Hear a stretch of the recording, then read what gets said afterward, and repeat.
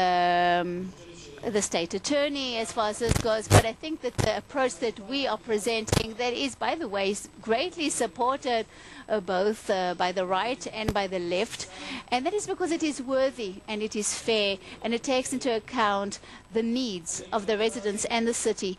And I do hope that things will settle in the best possible way. I do have to follow what the state attorney tells me to do, but I do hope that they change their approach. But until they do not do so, there's no really gray zone. We will have to decide either white or black, uniform rules, that is, for all the residents of Jerusalem. Beyond the whole issue of building, we are committed to continue and invest in education in the eastern part of the city and decreasing the gaps. And I have to say that the State of Israel invests millions of shekels, hundreds of millions of shekels, in order to reduce these gaps and discrepancies. And I would like to extend my gratitude to the state. We also invest a lot in young people in Jerusalem. Beyond multiplying our budgets for young people and subsidizing various events, cultural events for young people, we have an authority for young people, a municipal authority for young people, some sort of an integrator that looks and takes all aspects into account, and in order to attract people to stay in the city. And we are very open with these students and various young people, and we would like to increase the number of students to 160,000 students in the city in higher education. Not only do we want to have more students remaining, but we would like to also expand our base, our very wide base of these students, our future employees in the city. And it is very important for us to convey the message that, as far as we are concerned, young people are VIPs. They are top clients. And more than 70% of young people who leave Jerusalem don't want to really leave the city. We have to enable them to have better conditions so that they can stay on and live in the city. And I'm sure that with the cooperation with the Ministry of Housing, we'll be able to present in the near future more than 3,000 home units that we will market. And we are working with a few bodies in order to promote solutions and renting out various apartments that are currently empty. We have to convey this message to the Jewry around the world. And fortunately, Jews around the world are buying apartments in Jerusalem. We have to convey the message that these apartments cannot be left empty. There are 9,000 vacant apartments in the city.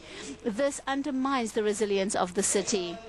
And there's no problem in buying apartments in Jerusalem. That's great, but do not leave them empty. We will help those people who are buying the flats to find solutions in order to rent these out and bring in thousands of new apartments into the rent market and then build new apartments. This will help us strategically in order to leave these young people in the city. And then as far as sports goes as well, we are planning the biggest sports center in Israel and expanding the Teddy Stadium to be the biggest national stadium and to build an arena where there would be various activities in culture and in sport.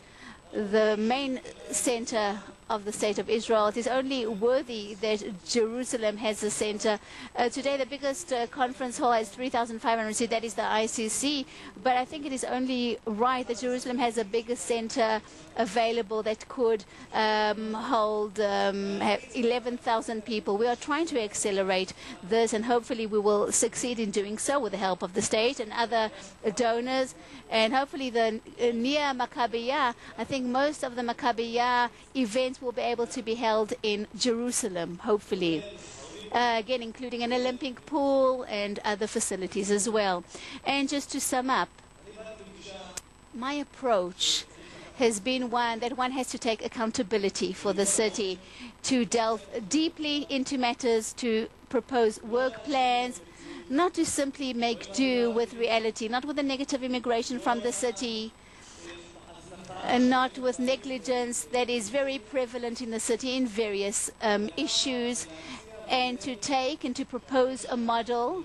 And then after a year in office, I can tell you with great confidence that if we continue and we press that gas pedal, undoubtedly Jerusalem will develop further and will advance. And please note that I have invested in this physical Jerusalem, in our ability to make things move forward. And this is parallel to the heavenly Jerusalem, because our objective is just to have everything joined together. The heavenly Jerusalem and the physical Jerusalem at the bottom, and have all religions unite.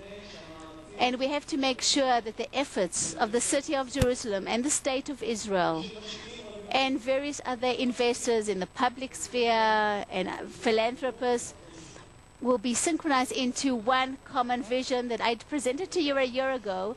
And I'm even more determined now, and I believe in our ability to promote this vision. And we have succeeded in our municipal plans, and in the council, 30 of our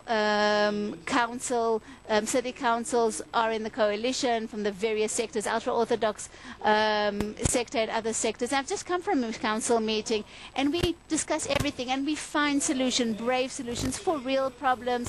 And some problems haven't been dealt with for many a year, but I am hopeful that we will succeed in persevering on this road.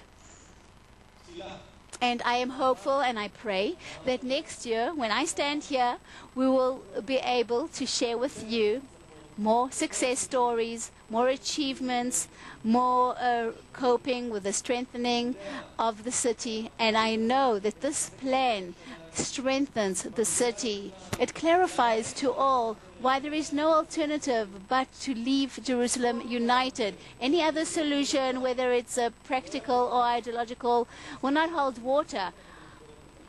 Our objective is to unite Jerusalem, as I described before. And I would like to wish us all, a very successful conference. I would like to extend my blessings to the organizers of the conference.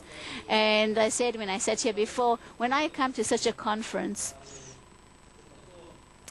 and the title is The Future of Jerusalem, it is very elevating, it is very moving, and I would like to extend my thanks to you for holding this conference, and to wish us all lots of luck in the building and strengthening of the city. Thank you.